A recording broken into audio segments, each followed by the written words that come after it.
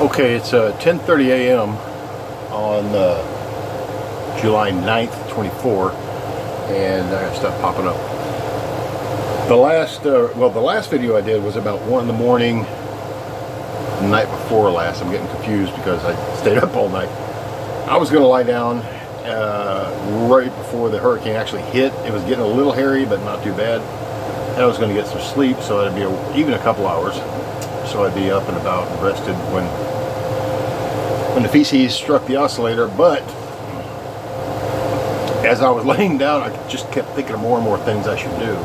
I should tie up to the bow hook on the hard bottom of the dinghy instead of the hypalon, because those rip off real easy, and they're talking about 90-mile-per-hour winds and insane stuff, which we didn't get there. We got, I think, 75-mile-per-hour gusts, and it was not fun.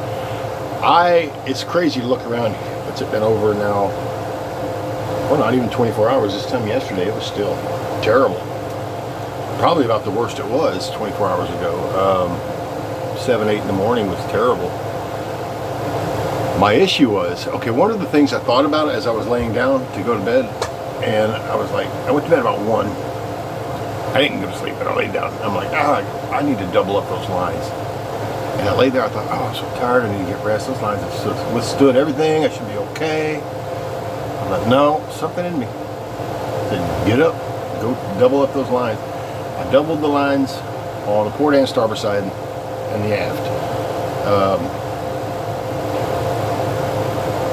Lo and behold, the winds are coming. Okay, so the boat faces, the bow is due east, stern due west. So the winds were coming from the port side, due south, coming from the south.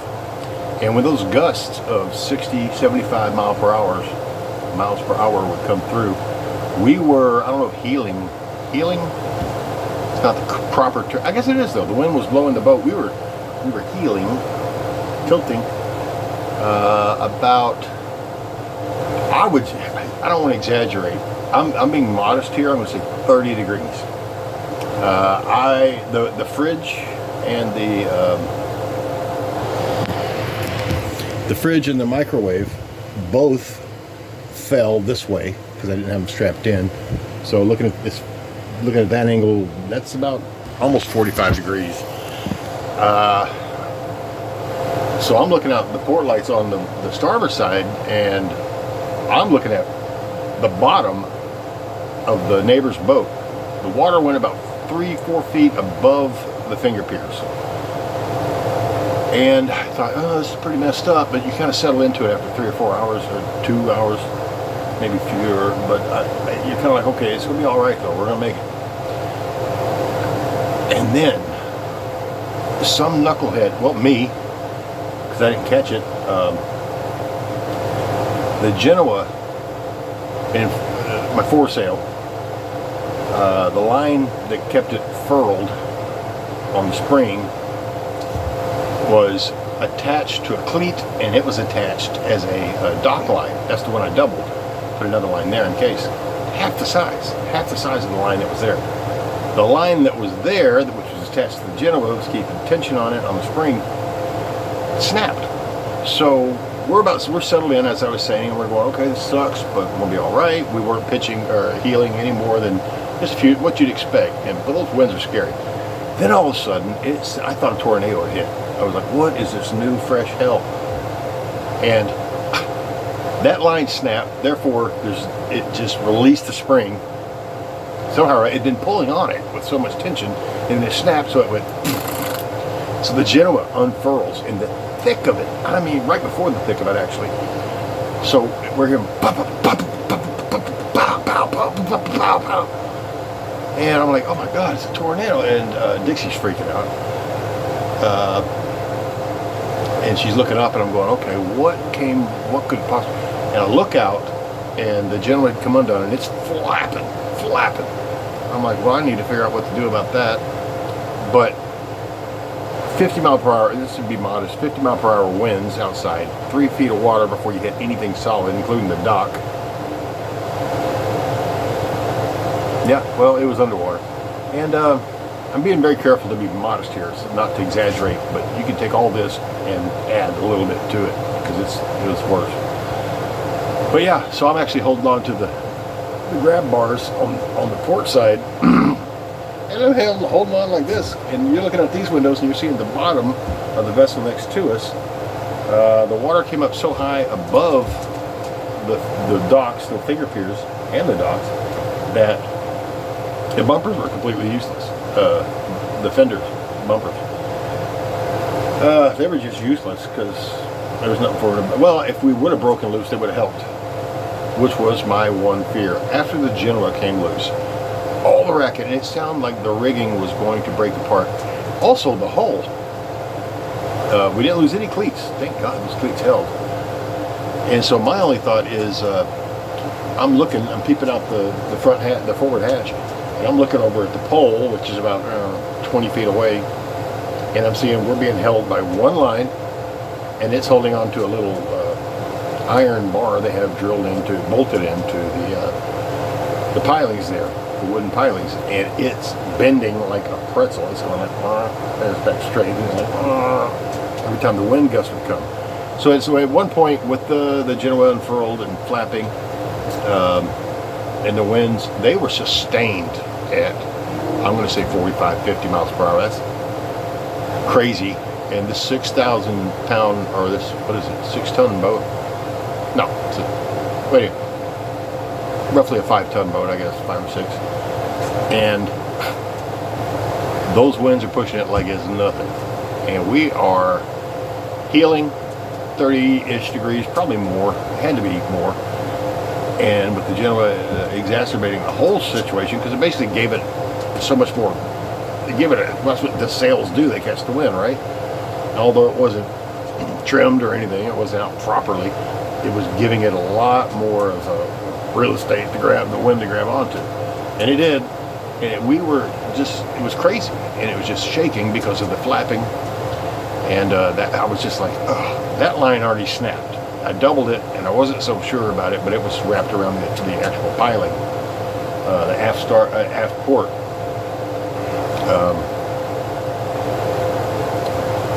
And it was on 2 cleats, but still, I wasn't sure if it was going to hold. And the forward one, the one on the metal pole I was talking about, that was every time. And we're at these sustained winds that had to be 45, 50, maybe more, with gusts in between. And I'm looking at the forward hatch, and I'm watching it bend, and I'm thinking, if that line snaps, we are foobarred. We're just going to go, and it's not like you're going to go, okay, well, that line snapped, let's go pull it back, and da-da-da. You can't pull against that kind of wind. You just can't. I tried. And before and after the thick of it, there were little moments, there were a few short moments where you'd have maybe 2, 3, 5-minute lulls in between the feeder bands that were coming through. But once it hit strong, there was just no way. And I was literally, well, first of all, I literally put my hands together and bowed my head and prayed, because I'm still doing that today, thinking how good God is to get us through that. But I peeped out. It's always worse. It feels worse on the inside than it does when you're out. But I looked out at the other boats, and there were some other boats whose sails and Genoas came undone. So basically, about noon, 1 yesterday, it was all pretty much over, but the shouting, no power. But it was cooler. The fans and everything ran great off the batteries. I'm really happy I put that other battery in. I went ahead and took down the Genoa. I'm going to throw that out today. I can't imagine it'd be of any use to anyone, just material, I guess, sail material. I took off the sail pack, and I put up the bimini I have for coverage just from sun and wind. And cleaned everything up, put everything kind of back in order here. There's a little moisture on the floors and cushions, so I got to do some laundry, but there's still people without power all over Texas, southeast Texas right now. So we did okay. While doing that, I found some good, thick 1-inch dock line, and that's going on. That is going on. Since the heavy winds we're going to have during the hurricane are going to be out the south, and or southwest, southeast, but they're going to be predominantly out of the south. So I'm taking care of the port side dock lines for sure, because this little flimsy stuff is no good. Genoa's gone. It's okay. It's a sink. I can replace that. I'm more of a motor anyway at this point.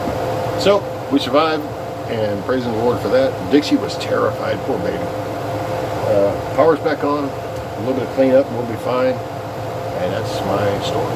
A couple of times I wanted to get a shot of the gentleman flapping around. I wanted to get a shot out the window of everything, but nah, I was just too. I was hanging on to this right here. I was going, and the whole time, the only thought is, all that has to happen at one line. So about 9 hours, I'm just going, hold that line, hold that line. And again, the pole, I'm like, well, that pole might snap. And we would have went careening into the oven. I went out to grab a life jacket at one point off the cockpit and stuff like that. If it goes under, I'm going to have to grab the dog. And anyway, you know, when you step outside, though, it always feels worse inside, as I said, but because your whole little world is in here rattling and shaking and rumbling and turning, and you're not used to that. That's kind of what it is when you're out sailing, too. But with the obvious danger I just stated. But I stepped out on there, and even during the biggest wind gusts, I mean, there's like a little wire thing that you hang clothes on my neighbor's yacht. It's a motor yacht, so it didn't heal as much, but that didn't even get pushed off. The oars I left out on the deck didn't get blown away, and it's crazy, that much force. And the dinghy was fine. I had to pump it out, square it away, but everything's good. That's the wrap up. I wish I'd got more video of what it was like during it, but I didn't. It's the last thing on my mind. I was just trying to keep everything together. Fridge falling over, the microwave falling over, dishes and stuff.